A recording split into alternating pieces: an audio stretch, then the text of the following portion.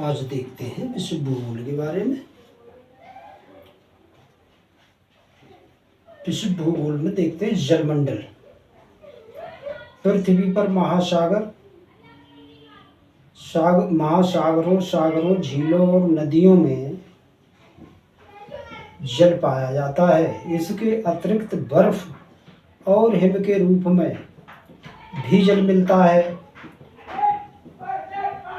यह सभी मिलकर एक जल परिमंडल का निर्माण करते हैं, जिसे जलमंडल कहा जाता है। जलमंडल धरातल के अधिकांश भाग पर फैला हुआ है। महासागरों में जल सदैव गतिशील रहता है।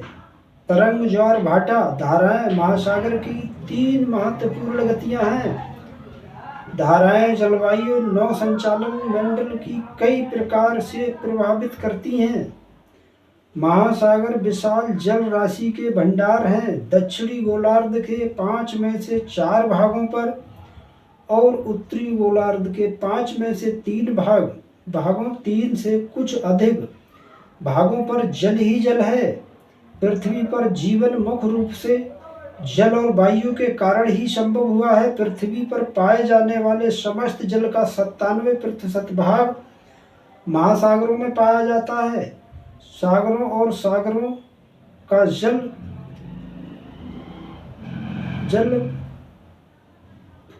जलाशय का है। शेष 3% मीठा जल जो धरातल पर हिम और बर्फ के रूप में तथा झीलों और नदियों अन्य जलाशयों के रूप में मिलता है। महासागर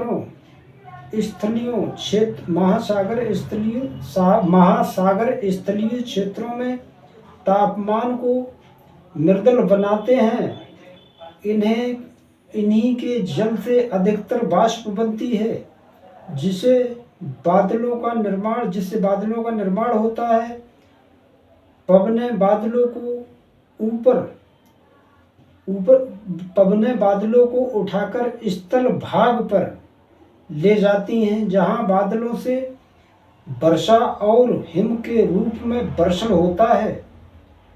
महासागर एक लंबे समय से भोजन प्राप्त करने का स्रोत है। भारी और अधिक सामान भेजे जाने के परिवहन के लिए समुद्र एक उच्चतम साधन है। जैसे गेहूं, लोहा, अश्क, कोयला और तेल परिवहन स्थल की अपेक्षा समुद्र के द्वारा सस्ता पड़ता है। जल तथा यातायात के कारण पृथ्वी को जल ग्रह कहा जाता है। यदि पृथ्वी को उच्चावच सागर में डाल दिया जाए और समतल कर दिया जाए तो पृथ्वी पर सागर की गहराई लगभग 2.25 किलोमीटर होगी। जल के कारण ही पृथ्वी पर जीवन संभव हो सका है। पृथ्वी के 70.8% पर महासागर एवं सागर फैले हुए हैं। विश्व में 5 महासागर हैं। नंबर 1 प्रशांत महासागर, और ये विश्व का सबसे विशाल महासागर है। इसका क्षेत्रफल 16 करोड़ 52 लाख वर्ग किलोमीटर है। ये संपूर्ण भूमंडल का 40% घेरे हुए है। इसकी औसतन गहराई 32 किलोमीटर है। इसमें 32 गहरी गर्तें हैं। ये त्रिभुजा आकार है। नंबर 2 अंटार्कटिक महासागर या अंध महासागर, ये 8 करोड़ 24 लाख वर्ग किलोमीटर है।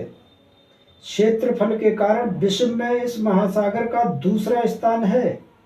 इसकी औसतन गहराई 4229 मीटर है। विश्व के महत्वपूर्ण बंदरगाह इसी के तट पर स्थित हैं। ये उत्तरी और दक्षिणी दोनों गोलार्ध में फैला हुआ है। इसकी आकृति अंग्रेजी के एस अक्षर के आकार की भांति है। नंबर 3 हिंद महासागर, ये एशिया और अफ्रीका और ऑस्ट्रेलिया के बीच चाप के आकार का फैला हुआ है। ये बंगाल की खाड़ी और अरब सागर के रूप में भारत का चरण पकड़ता है। इसका क्षेत्रफल 7 करोड़ और 36 लाख वर्ग किलोमीटर है। नंबर 4, अटलांटिक महासागर अथवा दक्षिणी महासागर विश्व का सबसे बड़ा महासागर। ये ठंडा है। ये दक्षिणी ध्रुव के चतुर्दिक फैला हुआ है। ये अंध प्रशांत हिंद महासागर दक्षिणी सिरों का भी हिस्सा है। क्षेत्रफल केवल 1 करोड़ 39 लाख वर्ग किलोमीटर है। इसकी गहराई 1205 मीटर है। नंबर 5, आर्कटिक महासागर।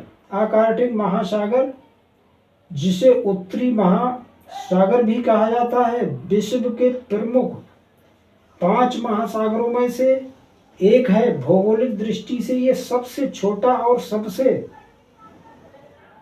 उथला महासागर है। अंतर्राष्ट्रीय जल सर्वेक्षण संगठन IHO ने इसे महासागर का स्थान दिया है और दूसरी ओर महासागर आर्कटिक को सिर्फ आर्कटिक सागर नाम से संबोधित करते हुए ये महासागर एशिया और उत्तरी अमेरिका से घिरा हुआ है। वर्ष भर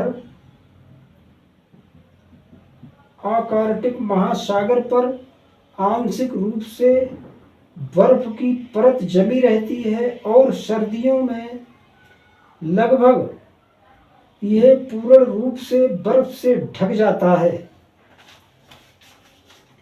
इसकी औसतन लवणता बाकी सागरों के मुकाबले सबसे कम है, जिसका कारण कम वाष्पीकरण, नदियां एवं धाराओं से भारी मात्रा में आने वाला मीठा जल और उच्च लवणता वाले महासागरों से सीमित जुड़ाव है, जिसका कारण यहाँ का पानी बहुत कम मात्रा में उच्च लवणता वाले महासागरों से बहकर आता है।